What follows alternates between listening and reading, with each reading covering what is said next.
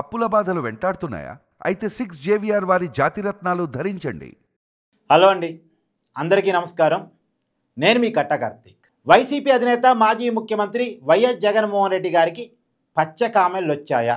Social మీడియాలో బలంగా నడుస్తున్న చర్చ ఇది. ఈ చర్చ నడవటానికి కారణం జగన్మోహన్ రెడ్డి గారికి పచ్చ కామెంట్లు వచ్చాయి అని అనుమానం రావటానికి ఉన్న కారణం ఏంటంటే, ఇవాళ సాక్షి పేపర్లో, అంటే జగన్మోహన్ రెడ్డి గారి సొంత పేపర్లో వచ్చిన వార్తలు, నిన్న జగన్మోహన్ రెడ్డి గారు పెట్టిన ట్వీటు, వైసీపీ నాయకులు చేస్తున్నటువంటి ఆరోపణలు, ఇవన్నీ కలగలిపి ఒక అనుమానం రాష్ట్ర ప్రజలకి జగన్మోహన్ రెడ్డి గారికి ఏమైనా పచ్చ కామెంట్లు వచ్చాయా అని. ఇవాళ వాళ్ళ పేపర్లో చూడండి, ఆంధ్రప్రదేశ్లో నకిలీ మద్యం నడుస్తూ ఉంది. ఎన్ బ్రాండ్ పేరుతోటి అది రిలీజ్ అయింది. కరకట్ట బంగ్లాకి కమిషన్లు పెడతా ఉన్నాయి అనేది ఆయన చేస్తున్నటువంటి, వాళ్ళ పార్టీ చేస్తున్నటువంటి, వాళ్ళ పేపర్ చేస్తున్నటువంటి ఆరోపణ. ఇక్కడ చాలా క్లియర్గా రండి. ఆయన చెప్పేది ఎన్ బ్రాండ్ అంటే నారావారి బ్రాండ్ నడుస్తుంది అనేటువంటిది ఆయన చెప్పదలుచుకున్నాడు. తర్వాత కరకట్ట బంగ్లా అంటూ ఆయన ప్రచారం చేసే ప్రయత్నం చేస్తున్నారు. నకిలీ మద్యాన్ని తయారు చేసి కరకట్ట బంగ్లాకి కమిషన్లు తెప్పించుకుంటున్నారు అనేటువంటిది వైసీపీ చేస్తున్నటువంటి ఆరోపణ. ఇక్కడే యాస్టీజ్గా మీరు వినండి. జే బ్రాండ్ జగన్మోహన్ రెడ్డి గారి పరిపాలనలో ఉన్నప్పుడు ప్రభుత్వమే అఫీషియల్గా ప్రభుత్వ మద్యం దుకాణాల్లో అమ్మిన నకిలీ బ్రాండ్ అని జే బ్రాండ్గా ఆ రోజు టీడీపీ నాయకులు పేర్లు పెట్టారు. దాన్ని జే బ్రాండ్గా పిలిచారు. జే బ్రాండ్ అనేది చాలా ఫేమస్ అయిపోయింది అప్పట్లో. సో కాబట్టి ఆ జే బ్రాండ్ అమ్మినటువంటి జగన్మోహన్ రెడ్డి గారికి ఆ రోజు జే బ్రాండ్ని రాష్ట్ర వ్యాప్తంగా అమ్మినందుకు గాను, అఫీషియల్గా అమ్మినందుకు గాను తాడేపల్లి ప్యాలెస్కు అంటే జగన్మోహన్ రెడ్డి గారి నివాసం, కరకట్ట నివాసం, అది కరకట్ట బంగ్లా అంటే చంద్రబాబు నాయుడు గారి ఇంటికి ఇవాళ సాక్షి పేపర్లో పెట్టిన పేరు అది. కానీ గతంలో జగన్మోహన్ రెడ్డి గారు ఉన్న ఆరోపణ, ఇప్పుడు నడుస్తున్న కేసు, నడుస్తున్న ఎంక్వైరీ ఏంటంటే, జగన్మోహన్ రెడ్డి గారు జే బ్రాండ్ నమ్మేసి తాడేపల్లి ప్యాలెస్కి కమిషన్ తెప్పించుకున్నారు. ఇది జగన్ మీద గారు ఉన్న ఆరోపణ. దాని మీద లిక్కర్ స్కామ్ మీద ఇప్పుడు విచారణ జరుగుతూ ఉంది. వైసీపీ సంబంధించినటువంటి ఒక మాజీ ఎమ్మెల్యే చెవిరెడ్డి భాస్కర్ రెడ్డి అరెస్ట్ అయ్యాడు. YCP MP Mithun Reddy arrest అయ్యారు. ప్రస్తుతం బెయిల్ మీద ఆయన బయట ఉన్నారు. కండిషన్ బెయిల్ మీద బయట ఉన్నారు. కండిషన్ బెయిల్ మళ్ళా క్లారిటీ ఇస్తున్నాం మీకు రాను. అయితే ఇక్కడ మీకు చెప్పదలుచుకున్న విషయం ఏంటంటే, నిజానికి కూటమి ప్రభుత్వంలో నకిలీ మద్యం పట్టుబడ్డ మాట వాస్తవం. మనం ఒప్పుకొని తీరాలి. అది పట్టుబడ్డ మాట వాస్తవం. ఎవరు పట్టుకున్నారండి? పట్టుకున్నది ఎవరు? పోలీసులు, ఎక్సైజ్ శాఖ అధికారులు, కూటమి ప్రభుత్వం. కూటమి ప్రభుత్వంలో ఎవరో కొంతమంది నకిలీ మద్యాన్ని తయారు చేసి అమ్ముతున్నారనే సమాచారంతో దాన్ని పట్టుకున్నారు. అయితే ఆ నకిలీ మద్యం తయారు చేస్తున్న వాళ్ళు టీడీపీ నాయకుడి అండతో తయారు చేస్తున్నారు.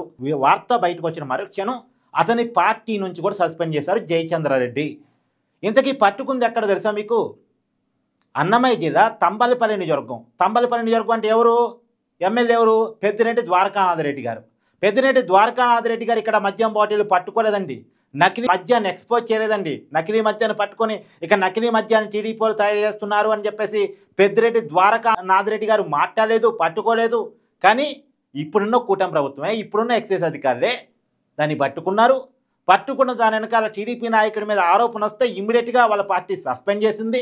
అది ములకల చెరువు గ్రామం దగ్గర ఒక ప్లాంట్ పెట్టుకొని, ఒక మిషన్ పెట్టుకొని నకిలీ మద్యాన్ని తయారు చేసి బ్రాండెడ్ మద్యంలో పోసి ఒక 2 వైన్ షాపుల్లో, ఆంధ్ర వైన్స్ ఒకటి, రాక్ స్టార్ వైన్స్ ఒకటి, ఈ 2 మద్యం షాపుల్లో అమ్ముతున్నారు అనేటువంటి వార్తని ఆంధ్రప్రదేశ్ ఎక్సైజ్ అధికారులు గుర్తించి వాళ్ళని పట్టుకొని ఇప్పటికే 14 మంది మీద కేసు నమోదు చేసి 10 మందిని అరెస్ట్ చేశారు.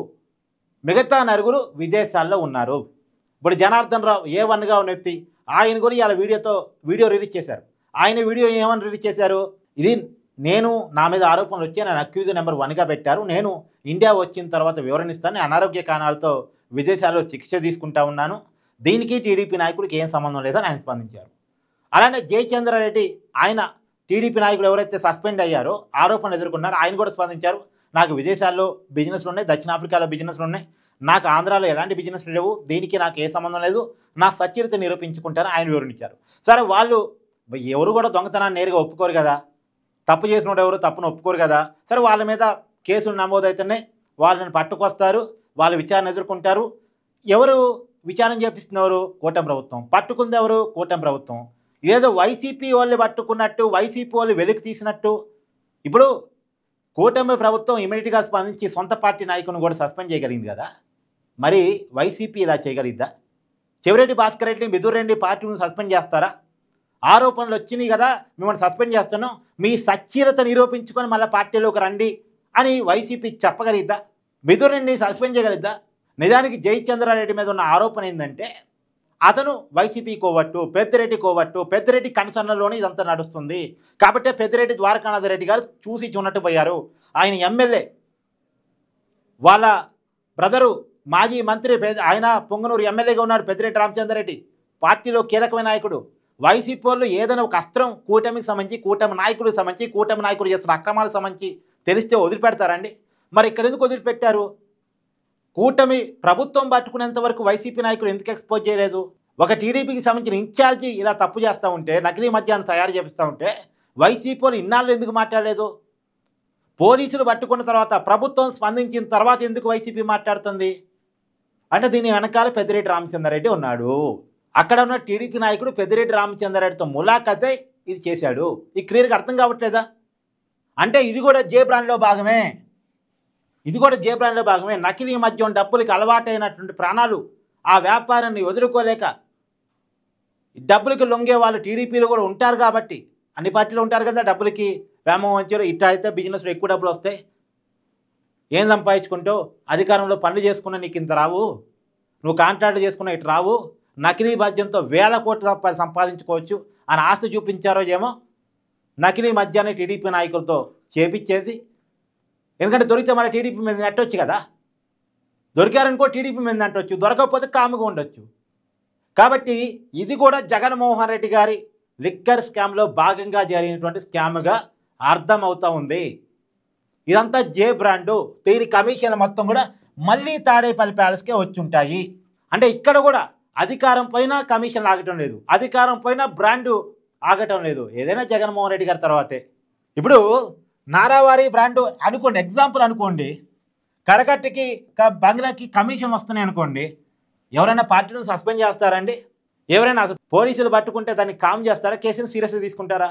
చంద్రబాబు నాయుడు గారు సమీక్ష పెట్టి, ఎక్సైజ్ శాఖ మంత్రి కొల్లి రవీంద్ర, కమిషనరు వాళ్ళందరితో పెట్టి మీటింగ్ పెట్టి వాళ్ళందరికీ సీరియస్ వార్నింగ్స్ ఇచ్చి, ఎక్కడెక్కడ నకిలీ మద్యం ఉంది, ఇంకెక్కడన్నా తయారవుతుందా లేదా చూడండి, పట్టుకోండి, ఎవరిని వదలొద్దు, మన తన అనే భేదాలు లేవు అనేటువంటి విషయాన్ని సీరియస్గా చెప్పారు.